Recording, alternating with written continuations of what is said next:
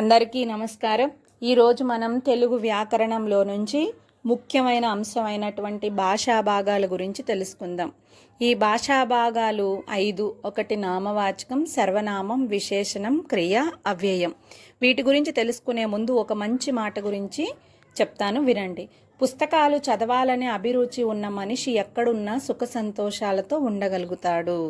అభిరుచి ఉన్నవాళ్ళు ఎక్కడున్నా కూడా సుఖ సంతోషాలతో ఉండగలుగుతారు. ఈ పదం మాట్లాడింది, ఈ వాక్యాన్ని గురించి చెప్పింది మన గాంధీ గారు. నామవాచకం అనగా ఒక వ్యక్తిని కానీ, ఒక వస్తువుని కానీ, ఒక ప్రదేశమును కానీ, జాతిని కానీ, గుణమును కానీ తెలిపే పదాలను నామవాచక పదాలు అంటారు. అయితే లత చాలా మంచిది, మేము యమునా నది చూసాము, అరటిపండు తింటే చాలా ఆరోగ్యం, గులాబీ పువ్వు అందంగా ఉన్నది. ఇక్కడ పేర్లు నామవాచకాలు ఉన్నాయి. అంటే పేరు అంటే నామం అంటే పేరు. లత, యమునా నది, అరటిపండు, గులాబీ పువ్వు, అదేవిధంగా గోల్కొండ, మధురం అంటే గుణాన్ని గురించి తెలియజేసేది. వీటన్నిటినీ కూడా నామవాచకాలు అంటారు.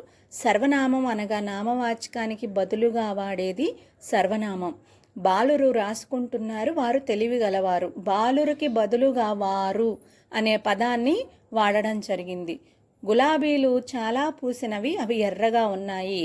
ఏవి ఎర్రగా ఉన్నాయి? గులాబీ పూలు. గులాబీ పూలకు బదులుగా అవి అనే పదాన్ని వాడటం జరిగింది. బాలికలు పాఠం చదువుతున్నారు, వారు మంచివారు. వారు అనేవారు ఎవరు? బాలికలు. మామిడి చెట్టు బాగా కాసింది, అది వేసవిలో కాస్తుంది. ఏది వేసవిలో కాసేది? మామిడి చెట్టు. ఇలా పేర్లకు బదులుగా వాడే వాటిని సర్వనామ పదాలు అంటారు. తర్వాత విశేషణం. విశేషణం అంటే నామవాచక సర్వనామం యొక్క గుణాలను తెలిపేది విశేషణం. వాటి యొక్క విశేషణాల గురించి, అంటే వాటి గుణాల యొక్క విశేషణాల గురించి తెలియజేసేది. ఆమె అందంగా ఉంది. ఆమె గురించి విశేషంగా ఎందుకు చెప్పుకున్నాము అంటే అందంగా ఉన్నది కాబట్టి. అదేవిధంగా మామిడి పండు తీయగా ఉంది. ఆ మామిడి పండు విశేషంగా ఎందుకు చెప్పుకున్నాం? అది చాలా తీయగా ఉంది కాబట్టి. దాన్ని ఇప్పుడు తలుచుకున్నా కూడా నోట్లో నీళ్ళు వస్తాయి అన్నమాట. అందుకని దాన్ని విశేషంగా చెప్పుకున్నాము కాబట్టి అది విశేషణము.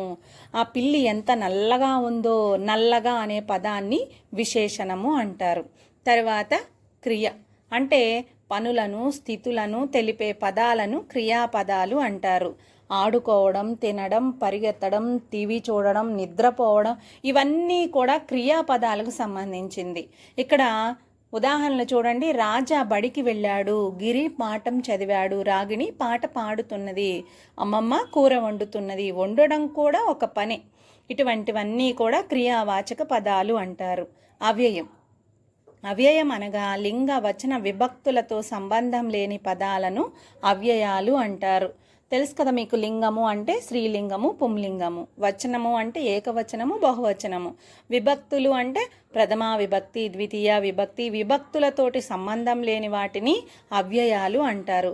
ఉదాహరణ మనం గమనించినట్లయితే ఆహా, ఓహో, అరే, ఔరా ఇలాంటి పదాలన్నీ కూడా అవ్యయం కిందకి వస్తాయి. విద్యార్థులు విన్నారు కదా, ఇవి భాషా భాగాల యొక్క ముఖ్యమైనటువంటి ఉదాహరణలు.